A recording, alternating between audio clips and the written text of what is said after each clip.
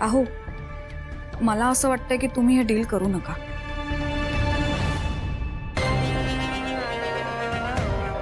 आणि जागेची किंमत एक खूप वाढवून सांगतोय तो. तितकी किंमत नाहीच आहे.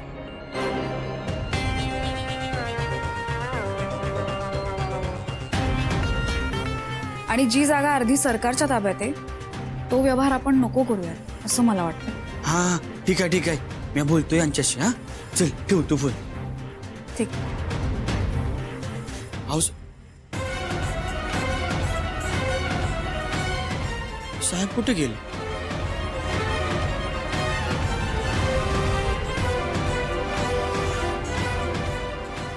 वाचलो. ओ ताई, कशाला अडवताय मला? मी ज्या कामासाठी आलो ते काम झालं, मी निघतो. हाय झाली म्हणायची तुमची डील फायनल. हो.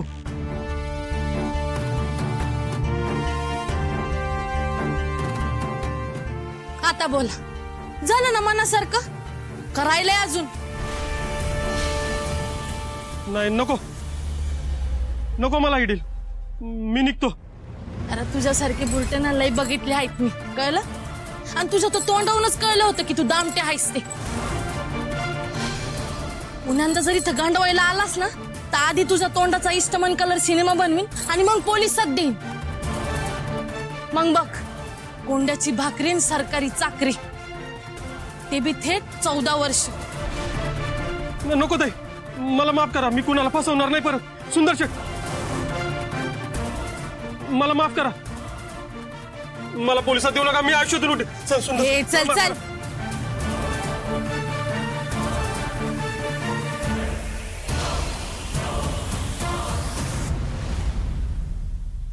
काय सुंदर शेठ, आतमध्ये तर लय टिवटिव करीत होते. आणि कबूल आहे हो, तुमच्या एवढ्या मोठ्या धंद्यातला आम्हाला काही कळत नाही.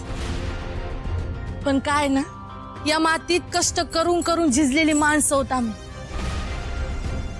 कोणती बी वस्तू घेताना तिची नीट पारख करून घ्यायची देवानं चांगली नजर दिली आम्हाला. मग तो माणूस असू दे नाही तर कोथिंबीरीची जुडी, एका नजरेत सांगू शकतो रुजलेली हाय का कुजलेली हाय ते. आणि आमच्यासारख्या सामान्य माणसाला 4 गोष्टीचं ज्ञान तरी असतंय हो. पण तुला तर धड ते बी ज्ञान नाही. त्यामुळं अनुभवातून काहीतरी शिक.